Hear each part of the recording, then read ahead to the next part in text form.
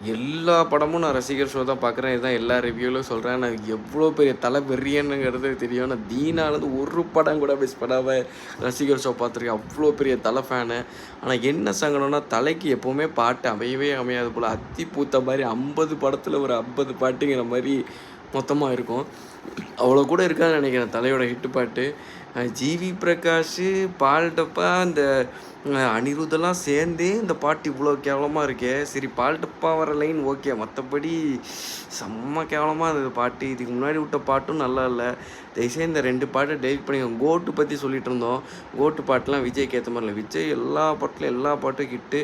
அதில இது ஆவரேஜா இருக்குன்னு சொன்னாங்க. எனக்கு தெரிஞ்சு கோட்டு பாட்டுலாம் எவ்வளவோ பரவால்ல. ரொம்ப கேவலமா இருக்கு 2 பாட்டுமே. சும்மா கத்துறது மட்டுமே பாட்டு அப்படிங்கிறது ஆயிடாது. அத வச்சு என்ன பண்ணாலும் டான்ஸ் ஆட போறோம். தலைக்காக அதெல்லாம் ஓகே.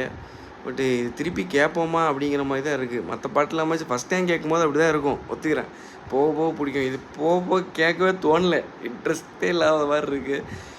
என்ன பண்ண போறீங்களோ சரி பிஜிஎம்மாவது எதாவது போட்டு விடுங்க. தயவுசெய்து ஏதாவது லவ் சாங் எதையாவது போட்டு காமெடி பண்ணாதீங்க. ஜிவி பிரகாஷ் எவ்வளோ பீக்ல இருக்கான்னு தெரியும். அனிருத்துக்கே மார்க்கெட் இல்லாத அளவுக்கு ஜிவி பீக்ல இருக்காரு. இப்போ வந்து வீர தீர சூரன் ஆகட்டும், இதுக்கு முன்னாடி வந்த படமாகட்டும், அமரன் ஆகட்டும் கிழிச்சிட்டு இருக்காரு. ஏன் மார்க் ஆண்டனி கூட தான் அவர் தான் பண்ணாரு. இப்போ கூட எனக்கு அந்த பாட்டுலாம் ஞாபகம் இருக்கு. இனி இது எனக்கு சொல்றதுக்கு ஒன்றும் இல்ல. பாட்டு எனக்கு சுத்தமா புடிக்கல. தல ஃபேன். உங்களுக்கு ஒரு வேளை புடிச்சிருந்தா வேணா கமெண்ட்ல ஷேர் பண்ணுங்க.